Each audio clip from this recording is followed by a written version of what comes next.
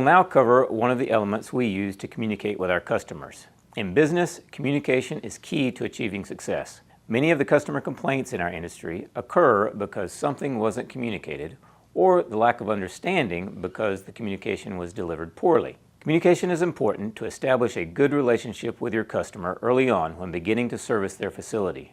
One way we communicate with our customers is via a communication logbook. This is a two-way communication method so that both you and the customer can share thoughts, needs, and expectations. The logbook is a 1/2 inch black 3-ring binder with a cover sheet. On the cover sheet, slipped into the front plastic, write the building name, contact name, his or her cell number, and an emergency number should you need to contact someone after hours. Also fill in your name and phone number so that a customer or another person in the building can contact you right away if need be.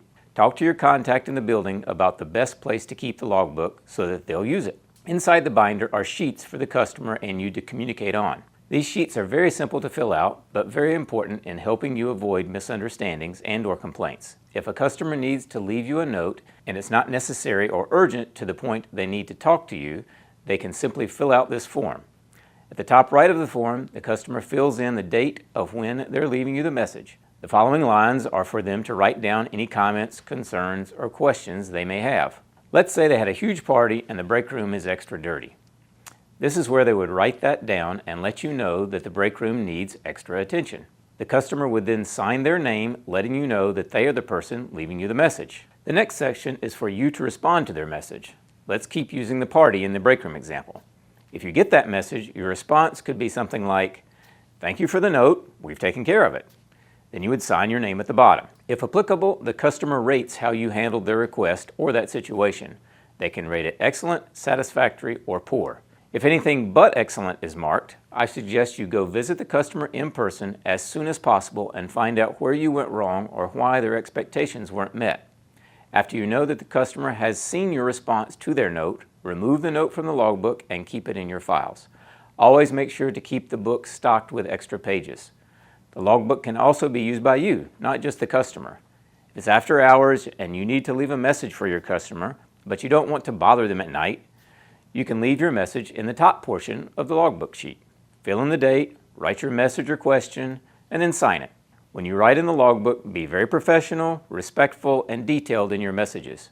This will help the customer understand what you're trying to communicate. To make sure your customer sees your message, here's a little tip you can use.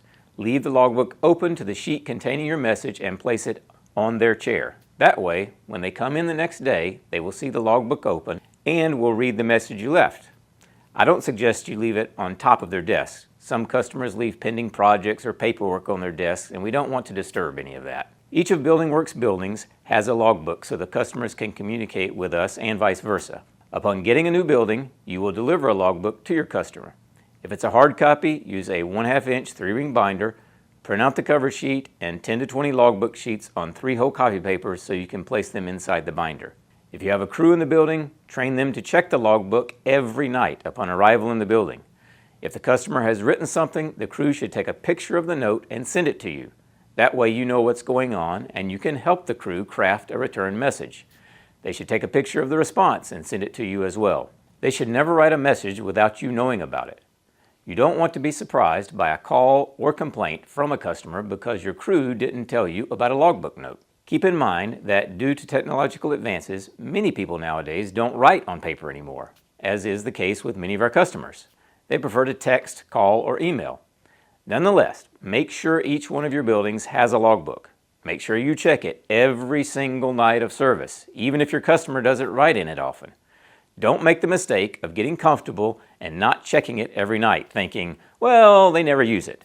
It just may happen that the night you don't check it is the night they left you a message. You don't see it, you didn't take care of their request, and now you have an upset customer calling you the next morning to find out what happened. To avoid all of that, make it a habit to check the logbook every night you're in the building. In conclusion, the communication logbook is a simple yet powerful tool that helps prevent misunderstandings, builds trust, and keeps the lines of communication open between you and your customer. It shows professionalism, consistency, and attention to detail, qualities that make a lasting impression. Whether or not the customer uses it regularly, Your commitment to checking it every night sends a clear message. You care about their facility and their satisfaction. When used properly, the logbook not only improves service quality, but also strengthens the relationship with your customer, setting you up for long-term success.